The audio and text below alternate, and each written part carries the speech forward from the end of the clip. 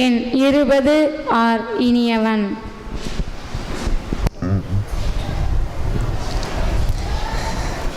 அனைவருக்கும் வணக்கம். என் பெயர் ஆயினியவன். நான் 5ஆம் வகுப்பு படிக்கிறேன்.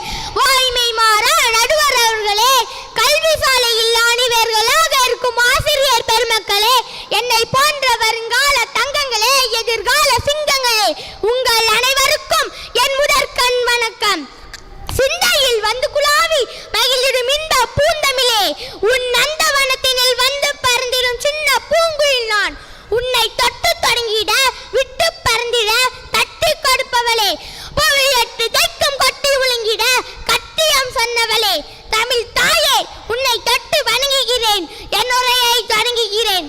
நான் இப்பொழுது பேச எடுத்துக்கொண்ட தலைப்பு ஏறு பால் நாளை உணரே என்பதாகும். ஏற்றுக்கொண்ட தலைப்பை ஏற்றி பேச வருகிறேன். தாருங்கள் தங்கள் கவனங்களை. ஏறு என்றால் சிங்கத்தையும் காளையையும் குறிக்கும் சொல்லாகும். பாரதி ஒரு மனிதன் சிங்கத்தை பால் அறுக்க வேண்டும் என்கிறார். சிங்கம் என்றுடனே நம் நினைவிற்கு வருவது அதன் கம்பீர நடையும் காட்டுக்கே அரசன் என்பதும் தான். ஒவ்வொரு மனிதனும் தன்னை தானே உணர்ந்து செயல்பட வேண்டும் என்று கூறுகிறார் பாரதி. தன்னை உணராமல் அடிமைப்பட்டு பயங்கொண்டு கூனி குறி இருப்போரை பாரதி கடுமையாக சாடி ஏறு போலட என்று கூறி என்ற முழக்கத்தை முன்வைத்தார். ஆகவே நாம் தன்னிலை அறிந்து திறமையோடு வலிமையோடு செயல்பட வேண்டும் என்பதுதான். உன்னை நீ அறியும் போது உன் நெஞ்சு உறுதி பெறும், தோள்கள் வலிமையாகும், மதி தெளிவு பெறும். எனவே தலை நிமிர்ந்து நடப்பது மனித இயல்பாக வளர்ந்து வருகிறது. அப்படி இருந்தும் இன்னும் சிலர் கூனி குறுகி நடப்பது அடிமைத்தனமாகும். இந்திய மக்களின் பலர் அன்று கூனி குறுகி நடப்பதை பாரதி வெறுத்தார். அதனால் தான் பாரதி ஏறு போல் நட என்று கூறியுள்ளார்.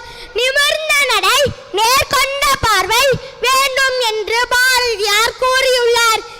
ஏறு போல் நாம் நிமிர்ந்து நடக்கும் போது நமது பார்வை நேராகவும் சுற்றும் முற்றும் செல்கிறது. அப்போது அதிகமான உலக காட்சிகளை நாம் காண்கிறோம். அதனால் நமக்கு பார்வை அறிவு அதிகரிக்கிறது, பொது அறிவு விரிவடைகிறது. ஏறு போல் நாம் நிமிர்ந்து நடப்பதன் மூலம் உடல் உறுதி பெறுகிறது, உள்ளம் விசாலம் அடைகிறது. அதனால் தான் பாரதி ஏறு போல் நட என்று கூறியுள்ளார். விவசாயம் நம் நாட்டின் முதுகெலும்பு. அப்படிப்பட்ட விவசாயத்தையும் விவசாயத்தை செய்வாரையும் நாம் கடவுளாக நினைத்து போற்றி வணங்க வேண்டும். முந்தைய காலத்தில் மக்கள் நிலத்தை பண்படுத்துவதற்கு ஏறும் காளையும் பயன்படுத்தப்பட்டன. அதனால் தான் அக்காலத்து மக்கள் நோய் நொடியின்றி நீண்ட காலம் வாழ்ந்ததற்கு இத்தகைய பாரம்பரிய இயற்கை விவசாய முறையே காரணம். எனவே விவசாயம் முன்னேற முன்னேற நம் நாடு முன்னேறும். அதனால் விவசாயத்தை ஊக்கப்படுத்துவது நாம் ஒவ்வொருவரின் கடமையாகும். தாலாற்றி தந்த பொருள் எல்லாம் தக்கார்க்கு வேளாண்மை செய்தல் பொருட்டு என விவசாயத்தின் மகத்துவத்தை கூறும் வள்ளுவர் வாக்கிற்கிணங்க பழமையான விவசாய தொழிலை பாதுகாத்து எம் எதிர்கால சந்ததிக்கு கை கொடுக்க வேண்டியது நம் ஒவ்வொருவரின் கடமையாகும். மழைக்கொழி கூழ் அமைச்சு நட்பரன் ஆறும் உடையான் அரசருள் ஏறு. படை குடி கூழ் அமைச்சு நட்பு அரண் என்று கூறப்படும் 6 அங்கங்களையும் உடையவனே அரசருள் அரசன், ஆண் சிங்கம் போன்றவன் என்கிறார் வள்ளுவர். ஏறு பால் நடையினாய் வா வா வா என்று பாரதி கண்ட புதியதோர் உலகத்தை காண பயணிப்போம்.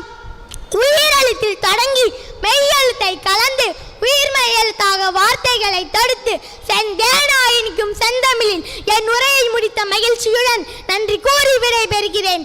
நன்றி, வணக்கம்.